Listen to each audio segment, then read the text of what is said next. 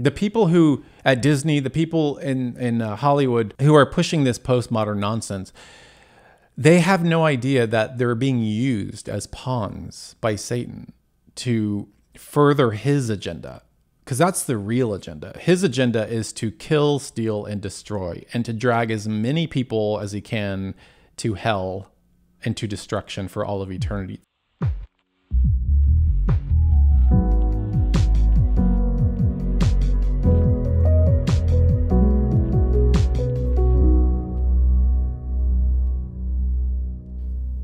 Hey guys, welcome to the show. Today I want to talk about what's going on with Disney. I also want to look at a New York Times article that is related to the issue of the LGBTQ blah blah blah. And then I want to look at the biblical truth behind all of this kind of nonsense, really, and see what God has to say about it. And but before that, I just want to remind you we're on Patreon, and there's a link below. You could subscribe monthly, as little as $5 a month, and it really helps us out on the show. So that's there. And so I want to take a look at what Disney is doing right now. They had a Reimagine Tomorrow summit, and the Disney's diversity and inclusion manager, her name is Vivian Ware. She is instructing the employees of Disney to no longer refer to patrons as ladies and gentlemen and boys and girls. Yeah, this is true. This is not a Babylon Bee story. This is actually real. But in today's world, we don't really know what is real and what's not. But this is true. And the reason she no longer wants to refer to patrons as ladies and gentlemen and boys and girls is because she wants to be sensitive to transgender guests. And so she says that she wants to create that magical moment for children who do not identify with traditional gender roles. Now, this is completely bizarre. Because I don't know why in the world children would not be identifying with traditional gender roles. I mean, I do know why. It's because of the culture and because of the insanity. But we'll get into that a little bit later. And then she says, the company is in the process of changing recorded messages from ladies and gentlemen and boys and girls to, quote, dreamers of all ages. So that's the way they can avoid this kind of binary language. She goes on to say, and we don't want to just assume because someone might be, in our interpretation, may be presenting as female, that they may not want to be called princess. So let's think differently about how we really engage with our guests in a meaningful and inclusive way that makes it magical and memorable for everyone. So apparently you can't call a young girl princess because that could be misgendering the young girl. And then the top executives at the company, it was leaked that the executives are really pushing the LGBTQ plus agenda. And again, I talked about this before. It's like when I was living a life as a gay man back in the day, we used to laugh at the idea that there was a gay.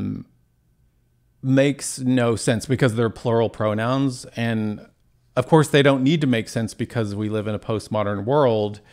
So you can just make up any word. You can make any word mean what you want it to mean. It doesn't matter. But it's just postmodern gibberish. And we have to thank the French philosophers, the Algerian-born French philosopher Jacques Derrida, who was a postmodernist, and he really developed the deconstruction, and where everything is subjective. There's no objective truth. Everything is subjective, including language is subjective. So if I say, for example, the cat is on the mat, you and I have a kind of a mutual understanding of what that means. We probably think of a feline creature on some sort of mat, maybe a blue mat. So we have an understanding. But in postmodernism and deconstructionism, that when you say the cat is on the mat, it can mean anything. It can mean the sky is blue, or it has no objective meaning, or no, we can't even agree on the meaning of it. So using pronouns like they and them is just postmodernism coming home to roost. And also another French philosopher who was part of this movement was Michel Foucault, and he was very active in the 60s and 70s, as what Derrida was also active during that time. And Michel Foucault and Derrida both pushed this kind of postmodern philosophy, and we can thank them for where we are today in terms of this, in terms of just the gibberish that we hear and we don't understand. And so it's always the French, you know. If it's not Rousseau, it's Derrida, it's Foucault, it's Simone de Beauvoir, whom we'll get to in a minute. The French existentialist feminist philosopher. We'll get to her in a minute. Actually, no, I'll talk about her now, because Simone de Beauvoir wrote The Second Sex, and I think it was published in 1949. And this was the first time, I think this is accurate, the first time when gender was separated from sex, from biological sex. She really kind of pushed this notion of gender being different from sex, and she wrote The Second Sex, which 2 volumes. In the second volume, which is called Lived Experience, this is what she says: "One is not born, but rather becomes woman. No biological, psychic, or economic destiny defines the figure that the human female takes on in society. It is civilization as a whole that elaborates this intermediary product between the male and the eunuch that is called feminine." So did you catch that? Like, she said, one is not born woman, but rather becomes a woman. So we're already seeing kind of the separation of gender and sex. So for de Beauvoir, sex is biological and gender is psychological. And that's where we are today. That's why we have, multiple genders. And so we can thank all of the wonderful French philosophers who are hell-bent on destroying the world. Okay, so that's non-binary. Back to the New York Times article. This person, Anelia Ovale, is androgynous in appearance. And as they asked for a menu, he or she really, as they asked for a menu, they could see the wheels turning in the host's head, registering the pitch of their voice and noticing details like their eyeliner and painted nails. The host quickly retreated, calling them ma'am. Whoa, that's such a sin to call someone ma'am or sir. And Ovale says, quote, "It's just funny that they resort to flipping it. The assumption is that gender is binary. It's like, oh, wait, not sir, ma'am. It points to the need to have more ways of addressing people in a gender-neutral way." And it goes on, this article goes on to say that misgendering guests by restaurant hosts or servers may seem like a small thing, but those on the receiving end say it can be painful, even dangerous if they are publicly outed. And you hear this talk all the time that transphobia leads to suicide. And that's such a red herring, because when someone is trans, then obviously there's underlying conditions already. There's underlying psychological and mental health issues with that person. So when people try to shut you down and say, oh, that's dangerous and you're going to cause that person to commit suicide, that's just, again, it's a red herring.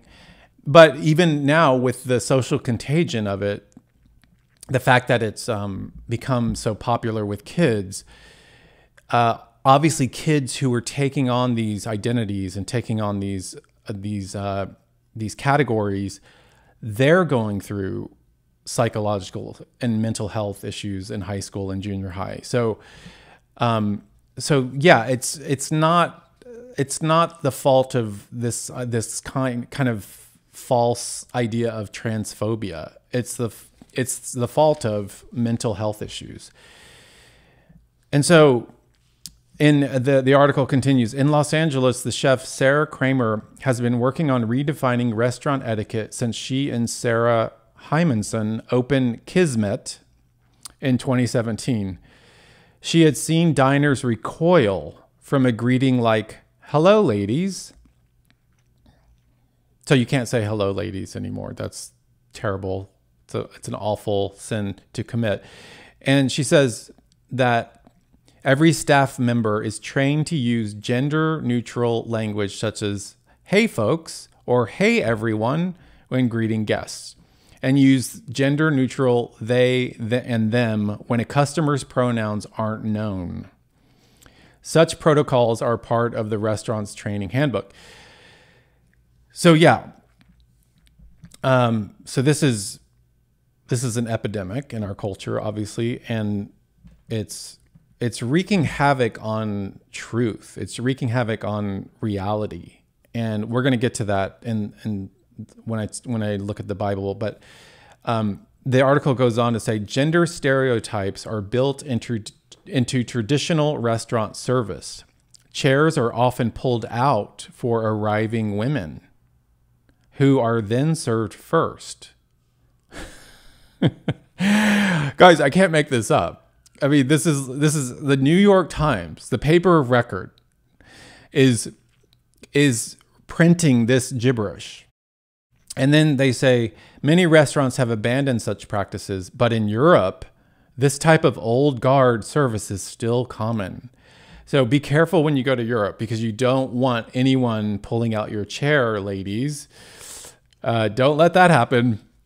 That would be so insulting. And so restaurants, it goes on to say, restaurants also identify customers by the names on their credit cards, which is a problem, because the name on the credit card could be the name before they became trans. And that is called dead naming. So it's really dangerous to use someone's name just based on their credit card, because you could be using their old dead name and not their new trans name or whatever name they just chose. Panera Bread is apparently fully embracing this, and it uses gender-neutral language in its training materials. And there's a restaurant in the East Village in Manhattan called Hags, and it's defined, they call Hags a queer fine dining restaurant. Staff members, now this is crazy, staff members will wear gender-neutral garments that can be cinched in various places to alter the shape to appear more masculine or feminine if they wish. Now get this. This is real. Again, this is not the Babylon Bee. Pronoun pins will be available for both diners and employees to wear. So now we have pins we can wear. If we go to this restaurant, we can wear pins that state our pronouns, just so no one will misgender us and use the wrong pronouns. And it says, the owners say, we are building a space. By the way, that word space, I don't like the word space. It's kind of the catchword of the day.